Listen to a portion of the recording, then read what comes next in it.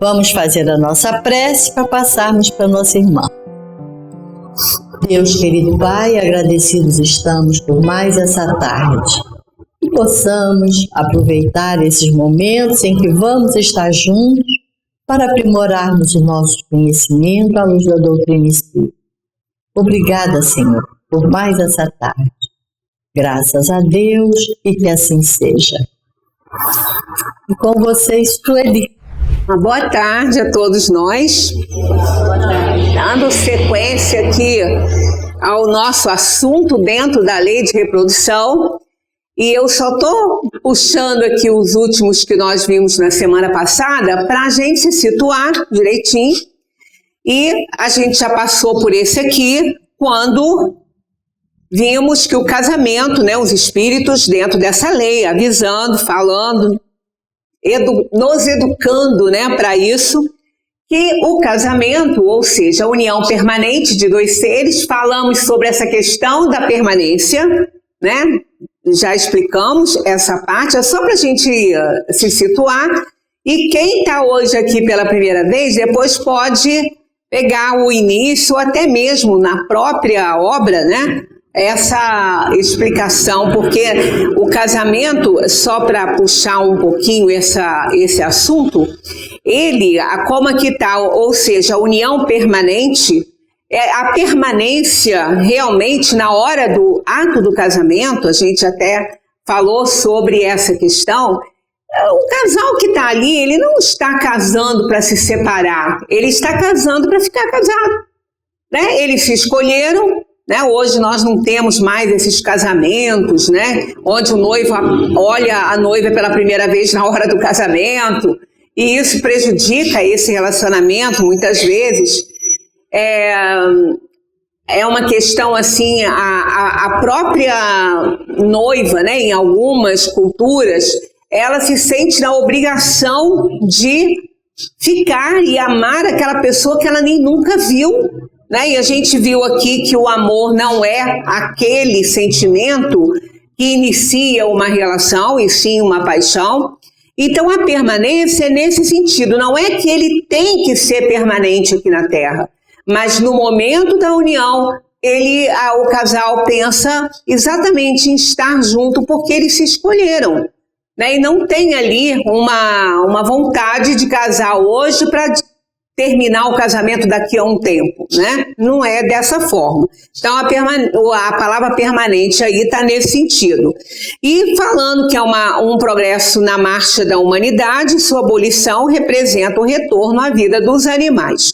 E vimos aqui alguns exemplos de animais no reino da inteligência inferior que são monogâmicos. Eles só têm um parceiro a vida toda.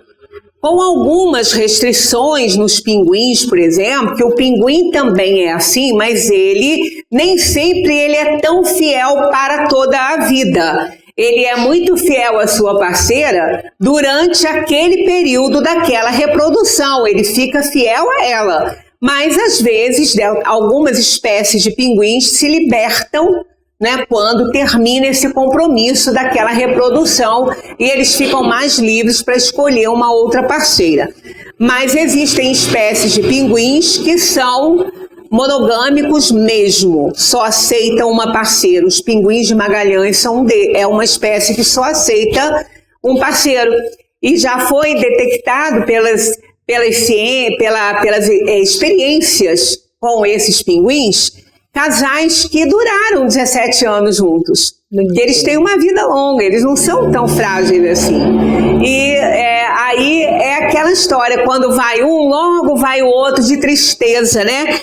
Então, assim, nos lobos, né? Com os lobos, assim, com os lobos, o lobo cinzento, né? Porque tem outras espécies, a ariranha, o chacal, a coruja, o castor, o abutre preto, o gibão, o condor, todos esses aqui só tem um parceiro a vida toda.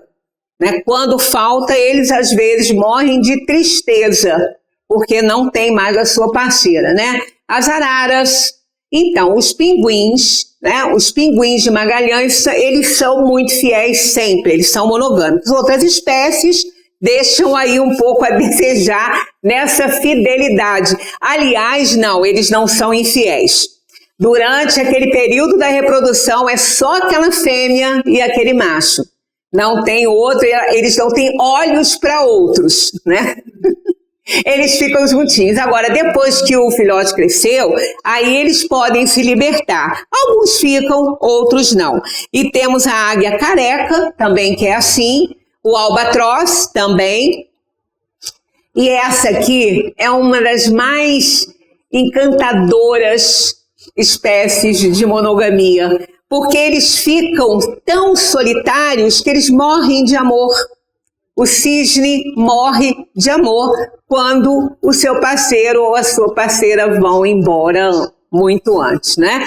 Então, aí a gente vê se isso existe aí no reino da inteligência inferior, porque nós que somos da inteligência superior, que temos os instintos para suprir as necessidades da razão, que muitas vezes a gente deixa a desejar, por má escolha do livre-arbítrio, por egoísmo, pelas inferioridades e imperfeições que ainda carregamos, né, porque a gente não pode manter também, né, o nosso relacionamento. A gente vai ver por que a gente não mantém, né?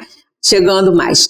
E comentamos sobre essa questão também, sobre a insolubilidade absoluta do casamento, né, que aqui Kardec faz a pergunta se pertence à lei natural ou à lei humana, e eles dizem que é uma lei humana muito contrária à lei natural. As coisas no reino da inteligência superior acontecem de forma diferente, principalmente nessas uniões matrimoniais, porque são resgates de outras vidas, o que não existe no reino da inteligência inferior.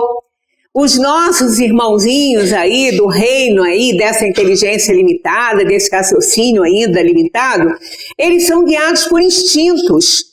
Então eles não têm livre-arbítrio. Não tendo livre-arbítrio, não tem regras de escolha de situações. Eles não têm livre-arbítrio, então eles não escolhem. Eles são apenas guiados por instinto. Já no reino da inteligência superior, que a gente considera o reino nominal, embora essa nomenclatura não esteja na ciência, no reino nominal já acontece diferente. São resgates que nós estamos fazendo e muitas vezes não é muito fácil manter a relação. Nesse caso, às vezes a separação, o divórcio é indicado. Mas vimos aqui nos comentários que fizemos que tem que ser a última decisão. Tudo deve ser feito para manter esse relacionamento, para manter essa união, porque ela não aconteceu por acaso. No reino da inteligência inferior, ela acontece por acaso, porque é instintivo, mas da inteligência superior, não. Então, são muitos resgates, são muitas vivências que essas almas já tiveram no passado. São muitos rancores, muitos sentimentos inferiores, muitas paixões não resolvidas. Isso tudo faz que uma relação nesse reino, ela pode não ser muito durável, muito ali, ela pode não ser permanente, porque há muitas coisas a se considerar e são exigidas muitas atitudes de ambas as partes para que esse relacionamento dê certo. Então, chegando a um ponto que pode cair nas raias de um crime passional ou algo terrível assim que possa acontecer dentro de uma família com relação aos filhos, né? Então, se chega nesse ponto e não tem mais retorno mesmo, aí a dissolubilidade do casamento é até recomendada para que não se acumule dívidas ainda maiores para a próxima encarnação. As próximas, né? Mas isso tem que ser muito bem analisado. Porque não é tão simples assim. Todas as provações e expiações que aquelas almas teriam que passar não vão ficar para trás, elas vão ter que se resolver em algum tempo. Então, já que foi dada essa chance agora, o melhor que a gente pode fazer é tentar esse acordo, né, é tentar compreender para sair vitorioso dessa encarnação, nesse sentido, para evitar futuros sofrimentos, futuros problemas e encarnações futuras, porque todas essas provações e expiações que essas almas precisam resolver aqui, junto uma da outra, isso não vai ficar isento, elas vão ter que resolver isso em algum momento. Então, que seja naquela que já tiveram essas chances, que estão tendo essa chance, essa oportunidade. Que a próxima oportunidade a gente nem sabe quando vai ser, né? Mas aí, então, isso é uma lei humana e não é muito contrária à lei natural, porque ninguém é carcereiro de ninguém, ninguém pode ser obrigado a viver com ninguém, dependendo da situação. Agora, não é também por atitude simples que isso deva acontecer. Há muitas implicações, inclusive, naqueles que vão chegar aí como hóspedes da dimensão espiritual. A gente vai ver isso aqui para frente, né? Então, uma viagem para a Terra não é turística. Essa viagem não é para fazer turismo aqui. Toda reencarnação é para um reajuste emocional com as almas que vêm lidando, que vêm convivendo, às vezes há séculos.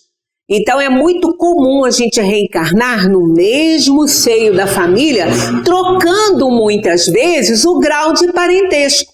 Às vezes aquele filho de hoje, que é um filho amoroso, que já houve assim uma sublimação de sentimentos com o pai ou com a mãe, poderá na próxima encarnação vir como consortes, para continuarem a evolução, inclusive auxiliando a evolução de outras almas que se aproximam.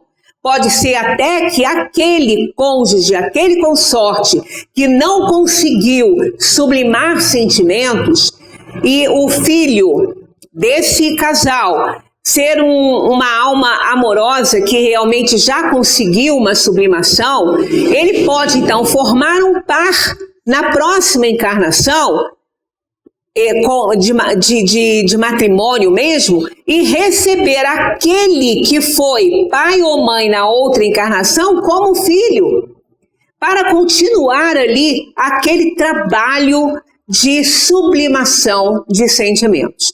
Então, os parentescos são aqui no mundo. Na dimensão espiritual, isso não ocorre. Somos todos irmãos, filhos de Deus, procurando aí o aperfeiçoamento e a evolução. O grau de parentesco, a consanguinidade é aqui no mundo. Então, ela acontece sempre que há uma necessidade grande que vai oferecer melhores condições para que as almas que estão se unindo ali encontrem melhores caminhos de aperfeiçoamento.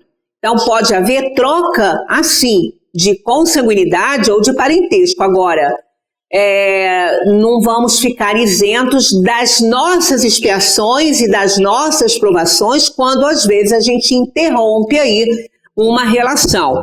Então, a viagem na Terra, ela não é turística, é baseada em compromissos e tem por objetivo principal a conquista da virtude e da sabedoria.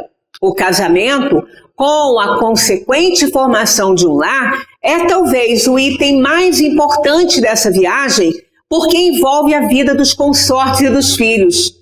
Então, o casamento, ele é uma das principais escolhas que nós fazemos ao reencarnarmos, porque envolve a vida de outras almas que precisam resgatar algo ou com o pai, ou com a mãe, ou com os dois. E essas almas precisam ser acolhidas, amadas, bem recebidas nessa relação. Então, o casamento é muito importante. Falamos aqui domingo na escolha das provas, inclusive entramos nesse assunto, né? Porque quando se escolhe passar por uma provação ou uma expiação, se essa provação e expiação envolve outras almas, essas outras almas, que são espíritos que ainda estão na dimensão espiritual e vão se tornar almas quando elas reencarnam, a diferença, é uma pequena diferença entre isso, mas quer dizer a mesma coisa, alma e espírito. Com a diferença que a alma, quando ela vem para o mundo, ela tem uma limitação de lembranças no seu arquivo mental. E o espírito, ao deixar o corpo e sair do estado de perturbação, ele tem total conhecimento de todas as suas encarnações. e quando ele reencarna, ele é uma alma que reencarnada, ele só tem acesso àquilo que lhe é permitido para a atual encarnação. Aí é essa diferencinha entre alma e espírito, mas na essência é a mesma coisa, né? Só essa diferencinha aí. Então o casamento, ele é uma das escolhas mais importantes que a gente faz. Nem sempre ele é importante para todas as almas que vão reencarnar.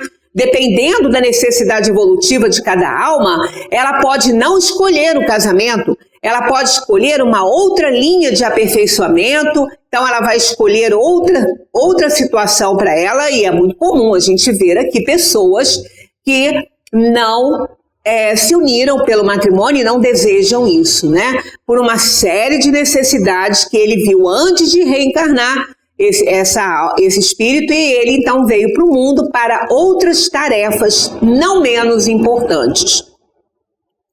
A programação inclui também o número de filhos, biológicos ou não, podendo o casal, usando o livre-arbítrio, diminuir ou aumentar esse número. Não é também absoluto aquele casal que vem para o mundo, né? Aqueles espíritos que se aceitaram, porque quando a gente faz a escolha, o outro tem que aceitar também. Então não é uma regra absoluta que aqueles espíritos que decidiram unirem-se aqui pelo matrimônio e que também escolheram espíritos para, nessa encarnação, se tornarem filhos deles, não é absoluto esse número de filhos. Pode ser que eles tenham escolhido dois ou três, ou apenas um, e aqui eles resolvam ou diminuir esse número de filhos ou ampliar. Então eles podem ter nascido aí com a proposta de trazer 2 filhos e podem trazer o quanto eles quiserem, desde que seja permitida essas almas virem, né, esses espíritos virem para essa relação aí, e também continuarem aí a sua caminhada evolutiva. Então, o aumento não causa muito problema não, mas a diminuição pode causar. Porque o casal, ele tem que ter uma justificativa muito boa para colocar para a própria consciência dele que ele não quer mais nenhum filho. Não é para ninguém que ele tem que fazer essa comunicação, e sim a sua consciência. E a sua consciência vai dizer para ele se ele deve ou não fazer isso. Se essa justificativa que ele está colocando para não trazer mais nenhum filho ao seu lar, se ela procede mesmo, se é algo relevante. Se não for, ele não deveria fazer, e a consciência vai mostrar para ele que não. Por quê? Aquela consciência, a voz da consciência, também está ali dinamizada pelo seu anjo da guarda, pelo seu espírito protetor, fazendo-o lembrar que ele prometeu a ajudar a evolução de outra alma, e ele está cortando essa oportunidade. Isso é algo que, quando a gente faz, a gente não pode nem imaginar o que isso pode trazer de consequência. Se optam pelo aumento, então, tudo bem, mas se decidem pela redução sem uma justificativa convincente, o casal poderá ter problemas com os espíritos que deveriam reencarnar naquele lar. Então, se o casal deixa para trás um espírito que não é um espírito ainda muito compreensivo da situação, ele aceitou vir como filho desse casal para que ele possa dar continuidade ao seu aperfeiçoamento e resgatar o passado de delito dele também, com ambas as partes ali, com o pai e com a mãe. E ao esse impedimento, o que vai acontecer? Esse espírito pode ficar muito revoltado. E ele pode se tornar um obsessor desta família. Muitas vezes as pessoas não podem imaginar o quanto de razão pode ter aquele que está obsidiando uma família. Não é uma prática assim digna nem lícita, mas não há um impedimento para que ele faça o que ele vai fazer. Porque ele também foi traído de alguma forma. Ele também foi estimulado a aceitar uma vinda que depois foi bloqueada.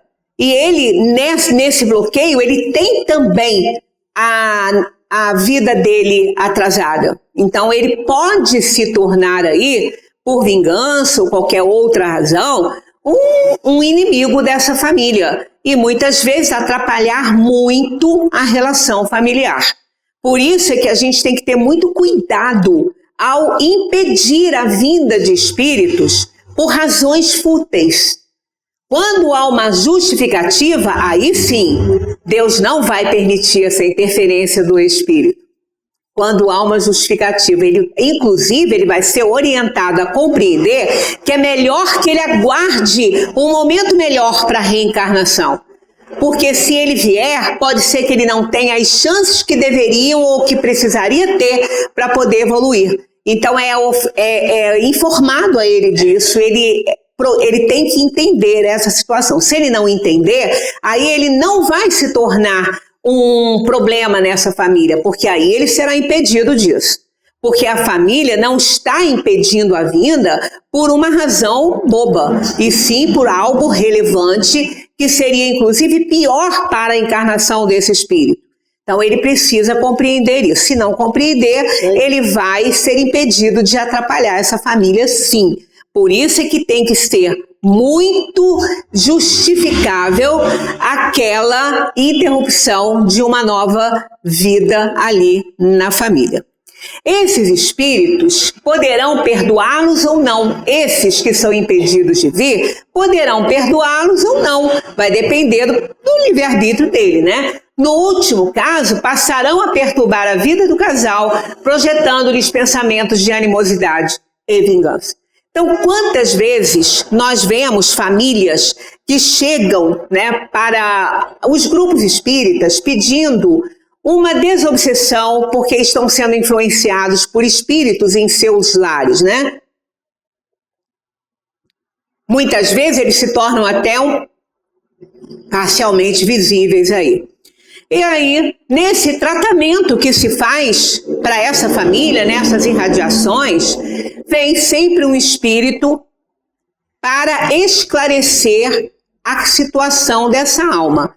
Se ela está revoltada apenas porque ela não conseguiu compreender, ou se ela está revoltada por conta de um impedimento sem relevância nenhuma, sem uma justificativa lógica para ele.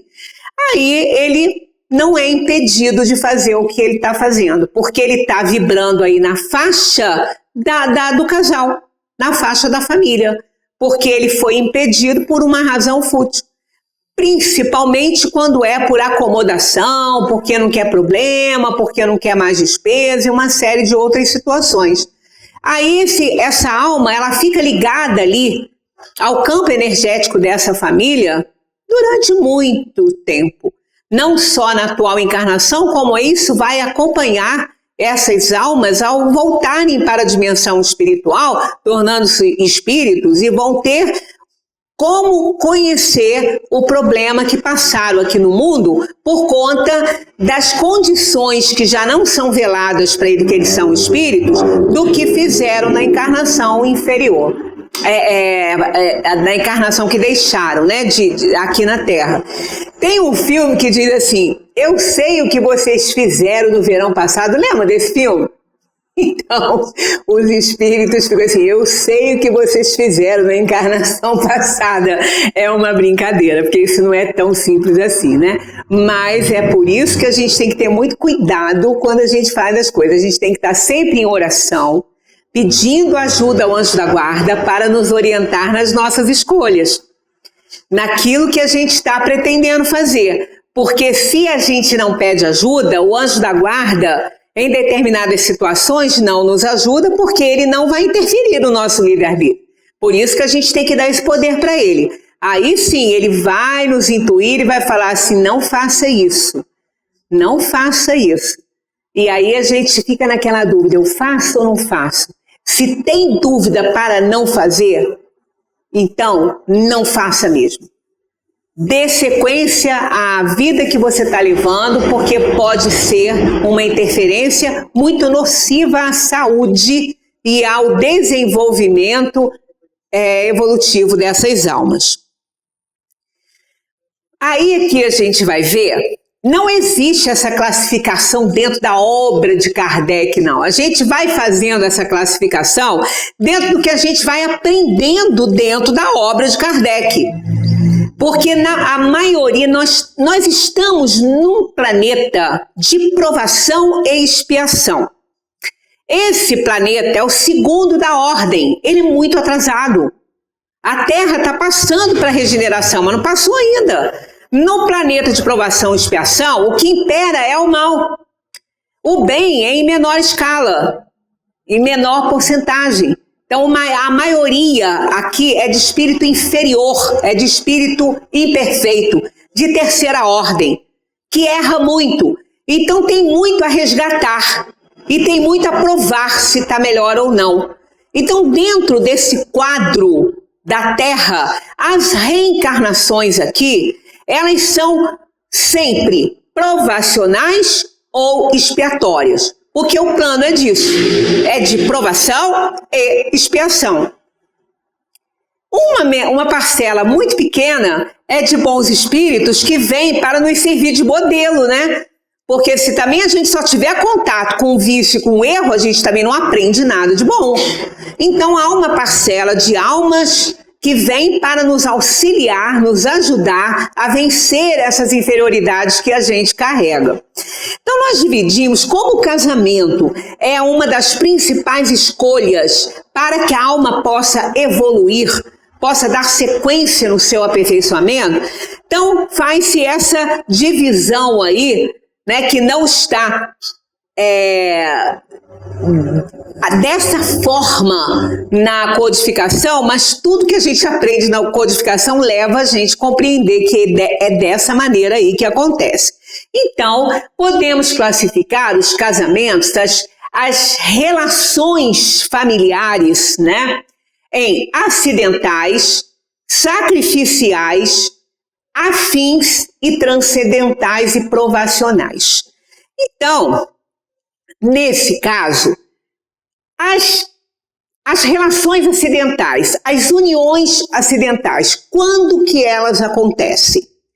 Encontro de almas inferiorizadas por efeito de atração momentânea, sem qualquer ascendente espiritual. Então, são aquelas relações totalmente irresponsáveis, né? E hoje a gente vê muito isso, porque a maioria dos espíritos reencarnados na Terra não compreenderam o que é a força genética, que é a força do sexo. Não entenderam. Usam o sexo de maneira totalmente distorcida, colocando em primeiro lugar em qualquer relação que vá a acontecer, ele vem primeiro, e não é para isso.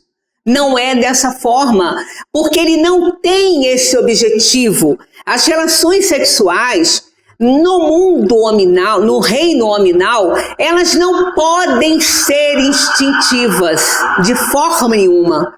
Elas têm que ser desejadas, elas têm que ser pensadas, elas têm que assumir responsabilidades, porque não são apenas os corpos que se unem, seja qual for a relação, e sim também as almas. Isso leva muito compromisso. E aí, nessas relações acidentais, não se pensa nisso. São aquelas relações totalmente irresponsáveis, né, que não tem, é quase próximo aos instintos animais. É só para prazer físico, é só para isso, não tem outra, eles não conseguem alcançar ainda essa grandiosidade dessa força, eles não conseguem alcançar. Então é esse encontro de almas inferiorizadas, elas estão tão inferiorizadas ainda que elas não conseguiram absorver a grandeza e a importância da força do sexo, é a mais poderosa. Ela não está no corpo, ela está na alma. Ela está na alma, essa força. E ela é responsável pela evolução do ser. É muito importante isso, mas as pessoas não têm, essas pessoas irresponsáveis não têm nem noção disso, né?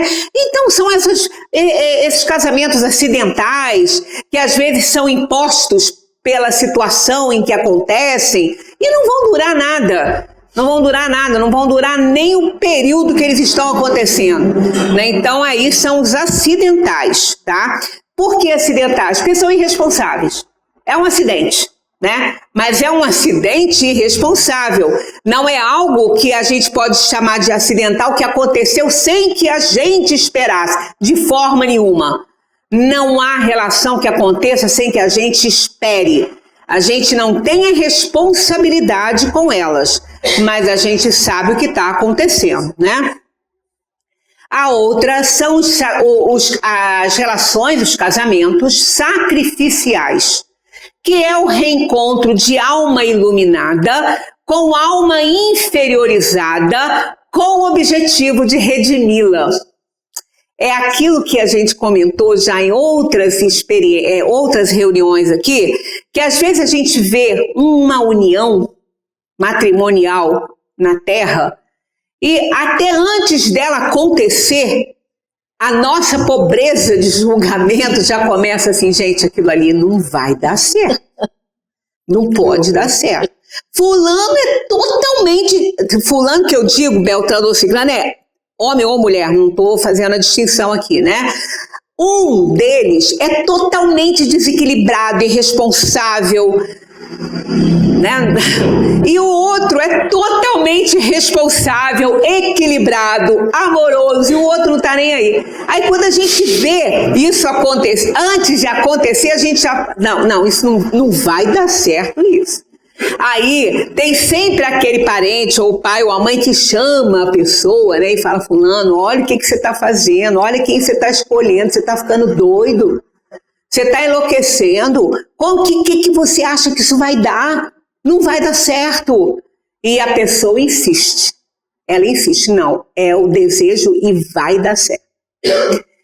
Aí acontece, né? Acontece e os problemas vão surgindo pela irresponsabilidade, pelo desequilíbrio de um dos consortes e vai surgindo. Mas só que tem que aquela outra alma que permaneceu, que continuou com a sua ideia, que foi persistente, perseverante nessa união, ela não acha que está ruim.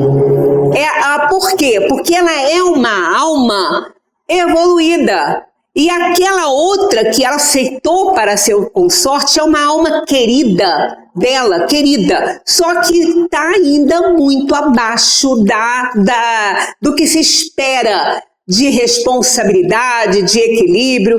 Então ela vem para o mundo para ajudar essa outra alma. Ela não reclama. Tanto que às vezes a gente vê essa relação e fala, gente, como é que fulano aguenta isso? Como é que aguenta? Aguenta porque ele veio sabendo disso. Ele veio com essa tarefa, com esse propósito que ele escolheu para ele, ajudar aquela alma que está tão perdida e é uma alma querida. Pode ser um filho de outra encarnação que se destemperou totalmente, que se desalinhou e se enveredou por caminhos ruins. Então, essa alma que está mais evoluída, ela escolhe isso, ela escolhe na escolha das provas dela, ela escolhe vir para o mundo e acolher no seio matrimonial aquela outra alma tão desequilibrada. Ou foi sua parceira em vidas anteriores, ou veio até como filho, como irmão, ou alguma coisa assim. Por isso que se chama sacrificial, porque a alma evoluída, ela se sacrifica pela outra alma querida dela. E essa relação a gente vê muito aí no mundo, não é pouca não. Inclusive nas famílias, raramente a gente vê uma família que não tem uma relação dessa. E que isso causa um problema na família, porque ninguém entende, a outra pessoa se mantém ali firme. Eu fiz a escolha certa, é o que ela pensa, e fez, porque esse foi o propósito dela, né? Vir para ajudar a outra.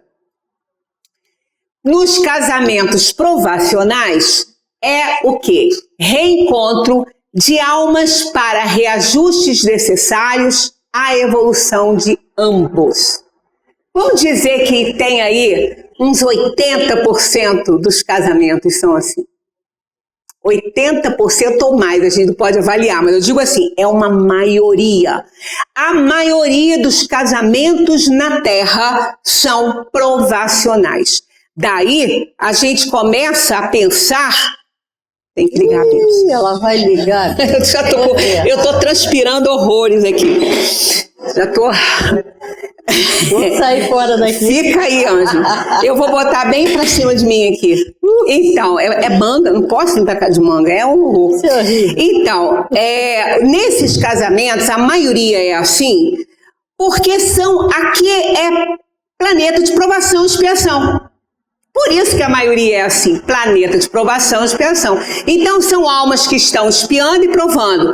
São almas que já conviveram. Hoje, a gente pensa assim que a gente está na primeira relação com o parceiro de casamento, mas não está não. Não está não. É muito difícil ser o primeiro.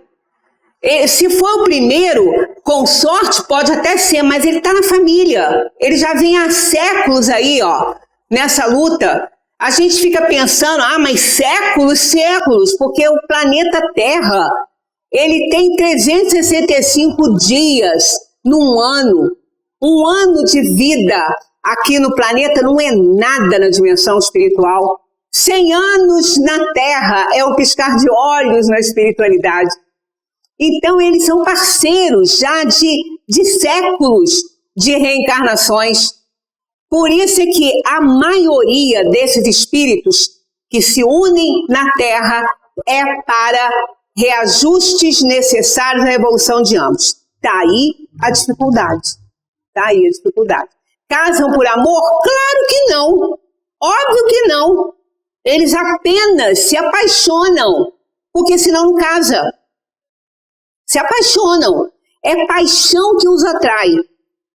E aquele que foi escolhido, que aceitou essa tarefa, né, a escolha do outro, eles vêm para o mundo e num determinado momento eles vão se encontrar. Porque as circunstâncias vão levar a isso. O próprio anjo da guarda vai fazer esse trabalho de aproximar um do outro. Gente, tem uniões, tem encontros, que a gente chama, não é bem encontro, é reencontro aqui, inusitados, que a gente duvida que aquilo aconteceu daquela maneira, mas aconteceu. E aí se apaixonam, aí acham que estão, né, assim, que é amor à primeira vista. Não é amor à primeira, amor está longe disso. Amor que tem que desenvolver existe ainda com o nome de paixão, porque o amor é um sentimento por excelência. Ele vai aumentando e vai se aprimorando à medida que a gente vai se desenvolvendo. Então, é um sentimento por excelência, está no Evangelho, na lei de amor. É o instinto elevado à altura do progresso dele. Quanto mais o espírito progride, mais ele aumenta a capacidade de amar, até chegar ao amor ágape, que é aquele de Jesus. Aquele que Jesus ensinou, mas para isso vamos colocar milênios aí de relações, né? Porque nós somos muito inferiores ainda, bastante inferiores. E nessa relação dessas almas inferiores é muito complicado, porque há uma necessidade que se tenha muita tolerância, muita renúncia, muita bondade, muita generosidade, senão não vai dar certo. Não vai dar certo. Por isso é que tem a paixão, ela tem que se manter entre essas almas o maior tempo possível. O maior tempo possível, porque ela vai se arrefecer, ela vai. À medida que ela vai, às vezes, arrefecendo, acontece duas coisas. Ou o casal pula da paixão para o ódio e tem que separar, senão um mata o outro, né? Ou então essa paixão vai se arrefecendo e vai nascendo ali um amor. É assim que o casamento é para isso, nos casamentos provacionais, né? Então, as almas vão, a paixão vai sustentando, ela vai sendo aquele alimento daquele casal. Até um tempo que ela mesma vai se esvair. Ou ela se esvai por ódio, por discordância total, ou ela se desfaz porque o amor está chegando. Aí a gente vai vendo aquele interesse na parte física diminuir um pouquinho. Não desaparece, ele não pode desaparecer, e a gente vai ver porque não pode desaparecer, que essa força aí é a força que coordena a evolução.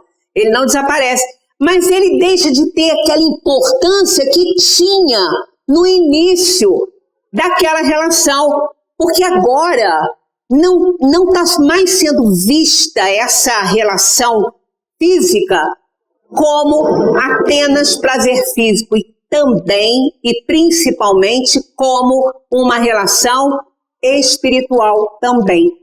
Então é muito mais aceito. Muitas vezes um casal vive um tempo juntos, apaixonados aí, e acontece às vezes um acidente ou qualquer uma outra coisa que dificulta um pouco essa relação física. E, no entanto, essa relação matrimonial permanece. Porque quando aconteceu isso, aquela paixão já começou a ser transmutada em amor. Então, as coisas são mais suportáveis quando existe amor. Quando a gente ama uma pessoa, qualquer coisa nessa pessoa incomoda, até a respiração dela nos incomoda. Tudo que ela faz incomoda, o modo dela rir incomoda, o modo dela andar incomoda, tudo incomoda, porque a pessoa não gosta da outra, não quer nem ver, né? Isso acontece muito dentro dos casamentos provacionais. Por isso que há uma necessidade da gente manter essa paixão bem viva, de alguma forma, com as gentilezas, com as generosidades, com a amorosidade que essa paixão já nos oferece, para que a gente não deixe aquilo ali morrer. E sempre a lembrança, né? A lembrança de momentos felizes, na hora que vier, às vezes, aquele mal-estar, porque isso é causado pela reminiscência de atitudes de outras encarnações. Não é uma lembrança real, mas é uma reminiscência de fatos reais do passado, aonde às vezes uma alma olha para outra e ela não vê quem ela é hoje, começa a ter reminiscências de quem ela foi na outra encarnação. E isso vai gerando um mal-estar muito grande. Quando isso começa a acontecer, nós que estamos nessa relação, a gente tem que dar um freio nisso aí. Tem que substituir essa reminiscência por lembrança atual, de momentos felizes. É uma foto ou outra de um lugar bonito que esteve. Foi um momento que a gente queria que congelasse no tempo, mas que não é possível. Então, quando acontece isso, aquela reminiscência, aquilo ali vai melhorando, vai passando e vai ficando aquela fase boa, porque quando o casamento acontece mesmo entre almas que vão ter que resgatar alguma coisa, na hora, aquela ideia é permanente. Eu até comentei isso aqui, que quando o Zé estava aqui ainda em presença física aqui, a gente alternava celebrações de casamento. Eu ia para um, ele ia para outro, porque o espírita não faz ritual de casamento, casa no civil, e depois faz uma celebração, ou na casa da pessoa, ou num espaço de festa, alguma coisa, e sempre eles pedem que alguém da casa espírita que eles frequentem faça uma celebraçãozinha, fale um pouco sobre casamento, sobre amor, sobre relação. E a gente fazia. Então, quando a gente olha assim para os olhos uns dos outros, eles estão encantados um pelo outro.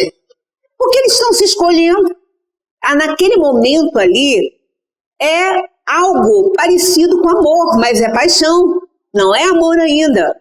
E depois, essa paixão vai se arrefecer.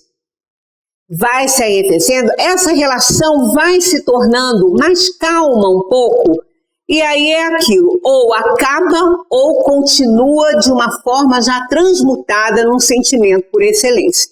Mas para isso, há que se ter muita tolerância, muito respeito pelo outro, muita tolerância, muita preocupação, muita responsabilidade com o outro. Porque tá lá o Pequeno Príncipe, né? Quem não leu, eu adoro essa história, porque o Pequeno Príncipe é uma lição de vida mesmo pra gente, né? Então, a raposinha dizendo que se tu me cativas, você se torna responsável por mim. E é verdade isso. Você não pode despertar amor e interesse em alguém, paixão em alguém por leviandade. De forma nenhuma, porque isso aí vai te custar muito caro depois. E nas relações provacionais, isso aí pode acontecer com muita facilidade. Então a gente tem que preservar a saúde, não só física, quanto mental daquele parceiro. Então é por isso que, na maioria das vezes, os casamentos provacionais são próprios de planetas como nós estamos vivendo. Tem mais coisa para frente dentro disso aí ainda, né? Temos os casamentos afins, que é o reencontro de corações amigos para a consolidação de afetos. Então, são aquelas almas afinizadas, mas elas ainda não sublimaram. Elas se apaixonaram, né? Ficou muito ali no campo da paixão, não houve sublimação, mas são almas que se gostam, mas ainda não se amam, porque não tem aquele amor que necessita de ter. Aí, o que ocorre? Essas almas reencarnam com a escolha já de estarem aqui juntos e vai sublimar sentimentos, sublimar paixões de outras vidas. A paixão, então, logo ela se arrefece e entra um sentimento amoroso. E essas almas duram, às vezes, uma vida inteira, né, de um casamento permanente. O que antes era paixão forte, mais para frente, bem para frente, passa a ser o toque na pessoa de mão, um abraço, um afago, uma relação sexual. Ela alcança essa grandeza porque naquele momento são essas almas que estão se unindo, não são mais os corpos. É tão importante essa força genésica que a gente não tem ideia de quão bela e poderosa ela é. Isso acontece nos casamentos afins. E ainda assim, nos casamentos transcendentais. Almas evoluídas, engrandecidas no bem e que se buscam para realizações imortais. Então, são almas que reencarnam, são em número muito pequenininho em planos de provação e expiação, mas elas vêm para o mundo, elas já são sublimadas, elas já sublimaram paixões há muito tempo, elas já se amam, já sentem uma pela outra o amor ágape, o que Jesus ensinou. E essas almas transcorrem a sua reencarnação juntas na realização de tarefas superiores, aonde o amor de uma alimenta e sustenta a outra pessoa e vice-versa. Então são casamentos maravilhosos, maravilhosos. São casamentos que são raros na Terra, mas acontecem.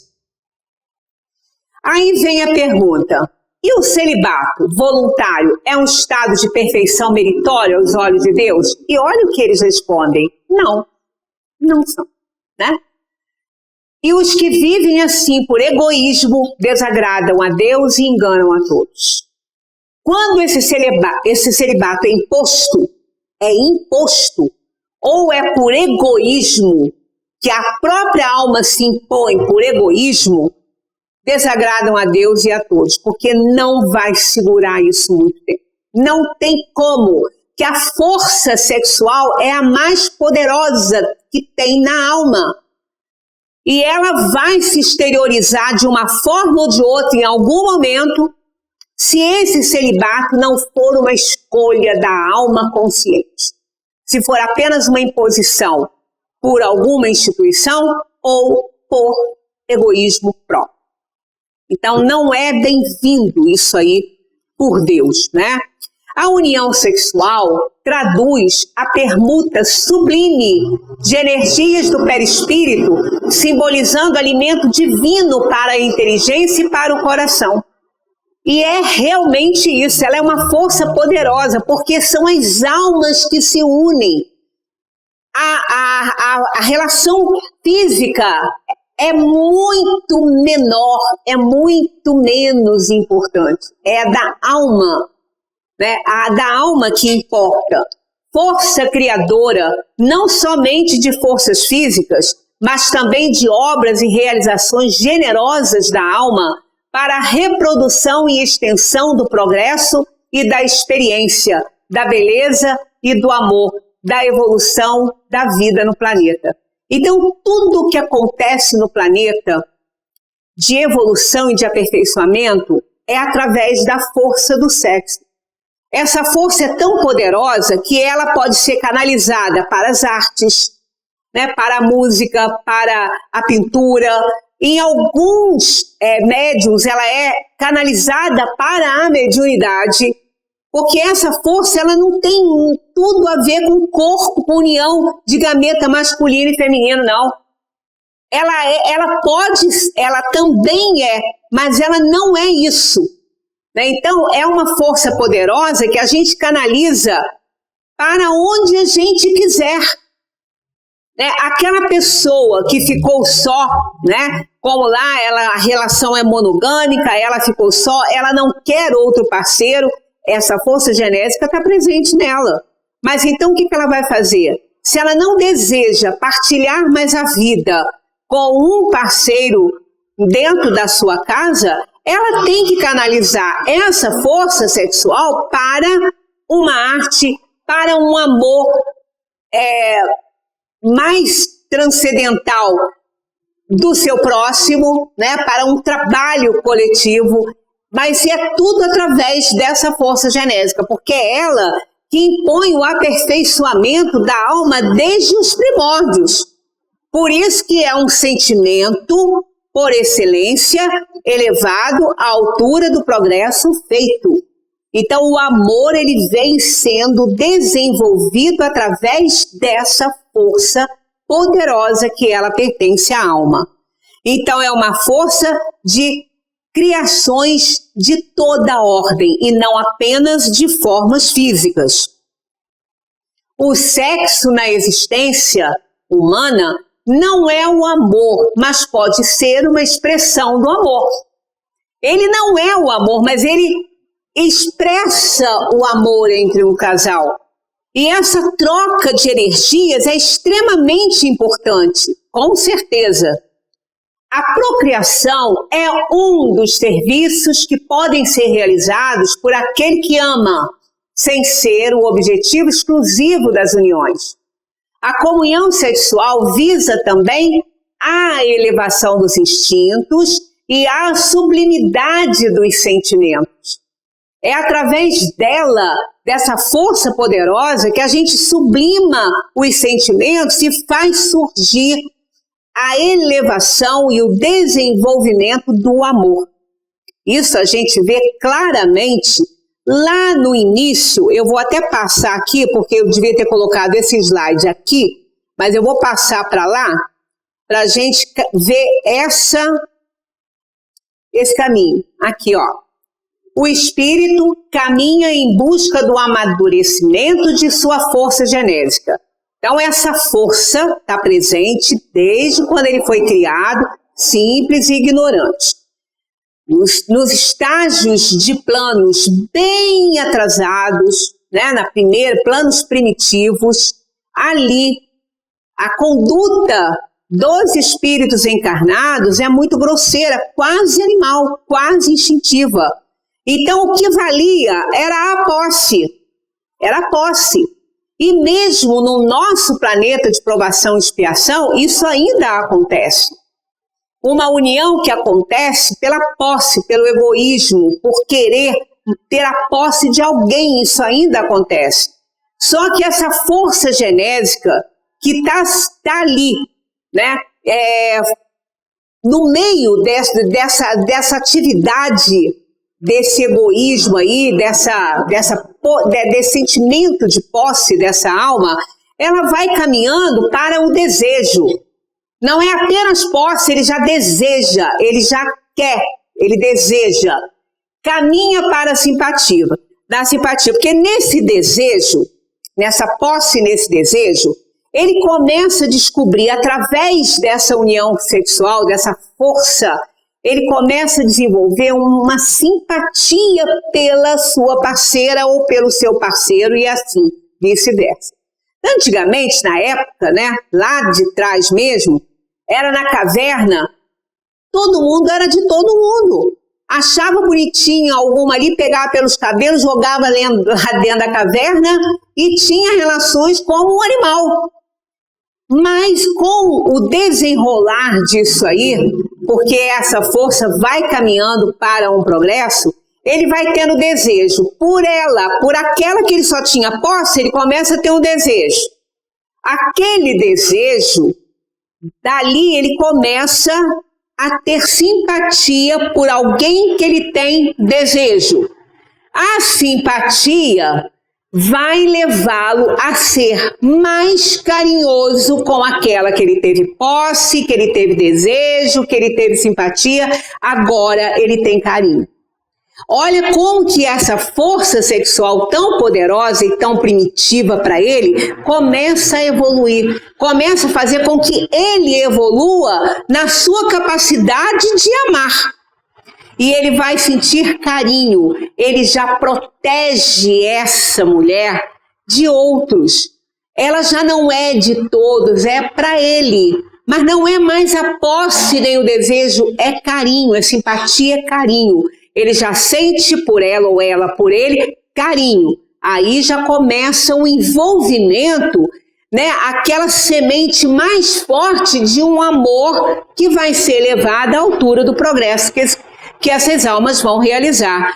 Junto com esse carinho acontece o quê? Um devotamento. Ele passa a admirá-la. Ele passa a sentir por ela um sentimento maior. Aí é amor que ele já sente por ela, ele já tem devotamento por ela. E depois desse devotamento, ele faz qualquer coisa, ele renuncia a tudo. Ele passa a ser tolerante. Olha como que essa força veio evoluindo esse ser desde os seus primórdios. Então isso é muito visto, né, nessas atitudes que vão sendo tomadas no mundo. Como às vezes um amor não é que muda a pessoa, né? Às vezes a pessoa se une com alguém e esse alguém parece que mudou essa pessoa. Não foi o outro que mudou a outra pessoa. Foi ele que quis mudar por amor a essa outra pessoa, porque ninguém muda ninguém. Esse é um dos maiores erros de um casamento provacional, não dá certo. É você querer mudar o outro, aí que não vai dar mesmo, vai ser um horror.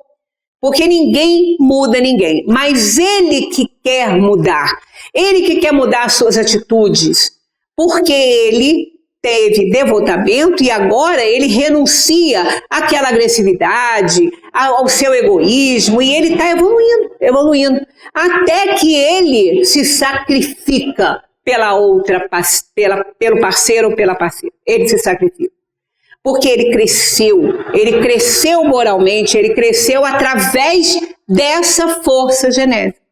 E isso é um caminho que todos nós fazemos. Todos nós fazemos. E o casamento, se a gente for observar, esse caminho é feito dentro da linha do casamento. Casa com aquele sentido de posse, de paixão, vai para o desejo, vai para a simpatia, vai para o carinho, para o devotamento, vai para a renúncia e pelo sacrifício. Essa evolução a gente vê acontecer dentro do casamento. Aí a gente vê um casal com 70 anos de casado, quando olha um para o outro, é um amor ágape. Eles não se imaginam um sem o outro, porque eles alcançaram essa evolução através de quê? Da força genésica, da força do sexo.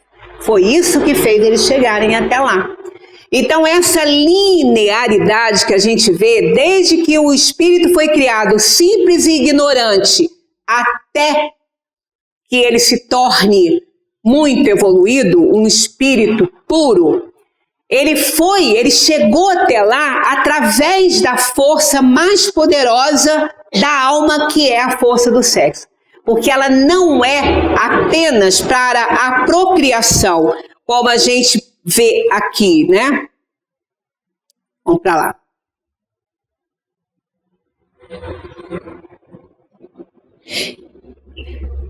A sede do sexo não se acha no corpo físico, mas na alma, em sua sublime organização.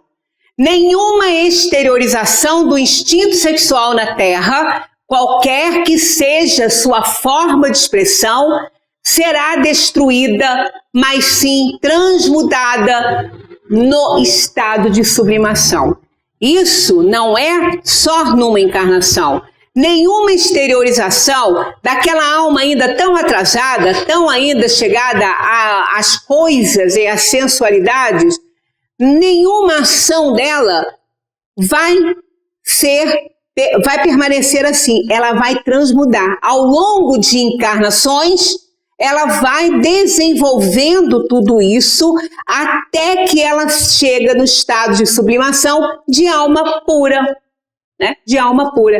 Porque ainda na segunda ordem, na ordem dos espíritos bons, ainda temos muita ainda da sensualidade. Essa força sexual e genésica ainda ela está presente.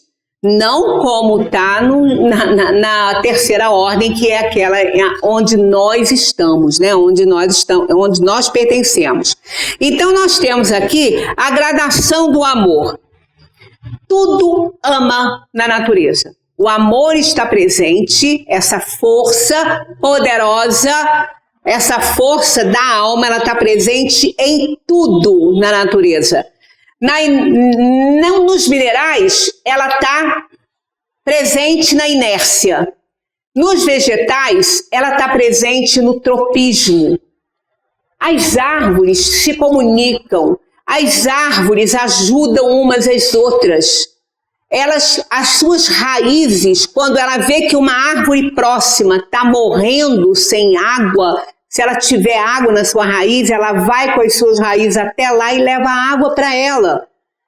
Uma praga nunca extermina uma floresta, porque quando ela acontece, aquelas árvores desenvolvem substâncias nocivas àquela praga, e aquela praga vai morrer e ela não vai alcançar as outras. Então são as plantas reagindo ao nosso amor, à nossa atenção, à nossa energia. Isso é tropismo e é amor na árvore. A árvore ama dessa forma. Mas esse sentimento por excelência, porque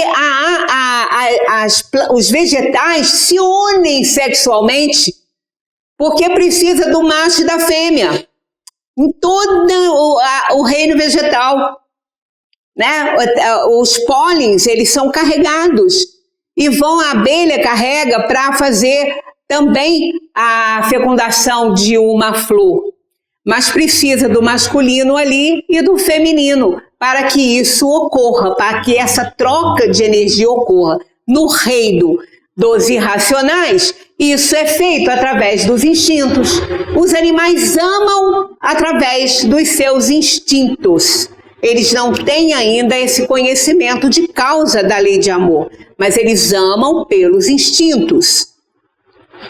Nos racionais, nós temos o sentimento. Aí que está a presença já dessa força genésica, dessa força que é chamada força genésica, que é a força sexual da alma, ela já está ali presente, já nesse desenvolvimento sendo sublimada por amor. Mas ainda ela precisa dos instintos para suprir as necessidades da razão, que ainda não está lá grande coisa, pelo egoísmo, pelas paixões inferiores. E aí, caminhando mais um pouco, nós vemos nos seres angelicais, que é o espírito puro, a sublimidade. Começou lá atrás na posse. Lá atrás veio posse, desejo, né? E foi caminhando, e o espírito então se torna puro. E aí, com todos esses sentimentos elevados à altura do progresso que realizaram, e fizeram um progresso total, que chegaram até a angelitude, e aí eles só têm um sentimento, que é o amor ágape, aquele que Jesus ensinou, e não aquele amor aretê, que é esse que a gente ainda sente, que satisfaz as nossas necessidades egoísticas, né? Então, tem mais coisa aqui para trás, depois a gente vai em torno de outras leis que vão relatar também isso, mas vale a pena a gente acompanhar essas leis morais dentro da doutrina, porque isso aí é o que mais nós precisamos, o que mais vai fazer com que a gente desenvolva a nossa espiritualidade, o nosso conhecimento desse amor elevado à altura do progresso realizado. Que a gente alcance esse amor ágape, que foi o que Jesus ensinou. Muita paz para todos.